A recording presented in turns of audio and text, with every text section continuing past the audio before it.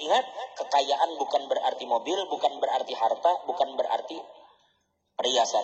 Kekayaan manakala kita ridho terhadap apa yang Allah berikan kepada kita. Laisal ghina bikasratil arad. Bukanlah kekayaan itu dengan banyaknya harta. Walakinnal ghina ghinan nafs. Tetapi yang disebut kaya adalah orang yang memiliki hati yang selalu ridho terhadap apa yang diberikan oleh Allah.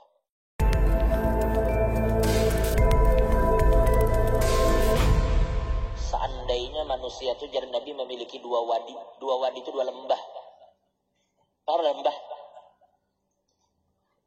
Lembah itu maksudnya di sana gunung, di sini gunung. Di tengah-tengahnya Pulau Jawa. Di sana tuh misalnya di Bandang ada gunung. Di Islamik ada gunung, ada dua gunung lah. Nah di antara dua gunung itu namanya lembah. Hadramaut itu disebut wadi Hadramaut. Hadramaut itu lembah. Hadramaut itu di antara gunung-gunung. Kampungnya itu di antara gunung-gunung Hadramaut itu. Lembah. Nah seandainya dari Bandang ke Islamik sana ada gunung, situ ada gunung. Di tengah-tengahnya itu lembah.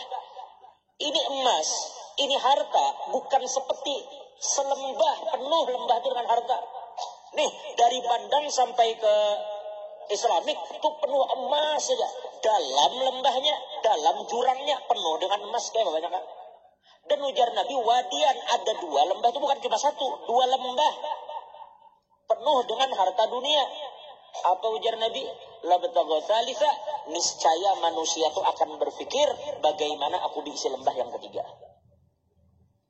Jauh sama sekali mensyukuri nang dua.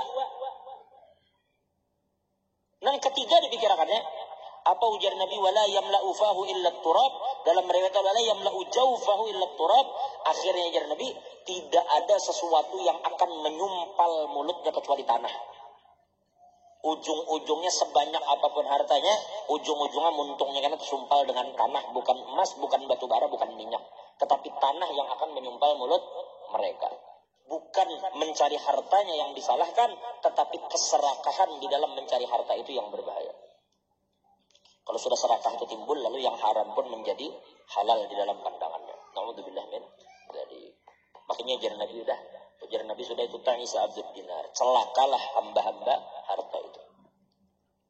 Bila orang tuh ambisinya dunia, di jabatan apa aja ente anda, berapapun duit ente bari, tetap perasaannya kurang terus. Kada bakalnya menjadi bersyukur. Kada bakalnya merasa cukup. Ini dalam tanda kutip seakan-akan kutukan. Bila orang sudah memang dunia itu dijadikan ambisinya, ini terobsesi dengan dunia itu, yang memenuhi kepalanya dunia aja, sampai di masjid, sampai di otaknya urusan dunia aja, maka Allah akan letakkan kefakiran di hadapan matanya langsung. Kemananya berjalan, nang dilihatnya selalu kekurangan aja. Bila sudah begitu, lalu masuk ke janji Nabi yang kedua. Apa ujar Nabi? Wa farraqa alaihi syamlah. Allah akan menghancurkan semua rencananya. Buyar semua rencananya. Kada cukup, dia merasa dengan ini itu kada cukup. Lalu kemudian untuk menutupi yang kada cukup, kadang melakukan hal-hal yang haram. Kos-kos anu tinggi, dia cari cara-cara yang haram. Demi memuluskan ambisi. Ujung-ujungnya dia orang. Banyaknya rencana yang sudah dibuat, buyar semuanya. Itu dua lah. Urusannya bakal hancur. Allah kadang akan biarkan urusan itu lancar, pasti hancur kan. Dua. Yang ketiga, walam ya'tihi minad dunya illa ma qaddara lahu, tidak akan datang kepadanya kecuali apa yang sudah Allah takdirkan. Ujung-ujungnya harta yang bakal ia dapat sesuai takdir juga. Si Iril jadi hakim. Lalu ada orang menyogok 100 juta. Halal haram? Haram. Ar-rashi wal murtashi benar. Orang yang menyogok lawan yang disogok sama-sama haram kan menyogok. Lalu ente tolak ini duit haram, sogokan, kada kuterima 100 juta. Tapi Allah sudah tetapkan ente bakal dapat 100 sebelum ente lahir. Sebelum ente lahir Allah sudah tulis ente bakal dapat 100 juta.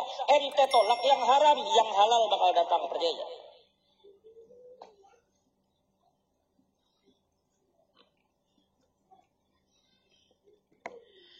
Fikrak wa khtiyara. da'hu ma warak. Jadi segala macam kita tuh tinggalkan berjalan aja dah. Pokoknya kita yang wajib ini apa yang Allah suruh. Allah menyuruh kita beribadat, maka beribadatlah dan silahkan berusaha untuk mendukung kita beribadat. Allah kadang menyuruh kita hidup untuk begawi, Allah menyuruh untuk ibadat. Manakala begawi dijadikan jembatan untuk ibadat, Allah bakal ridho dengan gawian itu. Kita berusaha untuk membantu ibadat, Allah bakal ridho dengan usaha itu. Itu kehendak Allah menyuruh kita beribadat. Maka jadikanlah segala usaha kita adalah pendukung kita untuk beribadah. Kali lagi ulun-ulang, jangan dipahami pelajaran kita malam ini sebagai sebuah doktrin membuat kita kada semangat dalam berusaha. Bukan. Kalau perlu semangatlah berusaha, tetapi jangan usaha itu melalaikan kita dari Allah. Pikirkanlah urusan akhirat, niscaya dunia akan Allah tundukkan untuk kita. Tapi ingat, kekayaan bukan berarti mobil, bukan berarti harta, bukan berarti perhiasan. Kekayaan manakala kita ridho terhadap apa yang Allah berikan kepada kita. Laisal ghina bikasratil arad. Bukanlah kekayaan itu dengan banyaknya harta. Walakinnal ghina ghinan nafas. Tetapi yang disebut kaya adalah orang yang memiliki hati yang selalu ridho terhadap apa yang diberikan oleh Allah. Wallahu a'lam bishawab.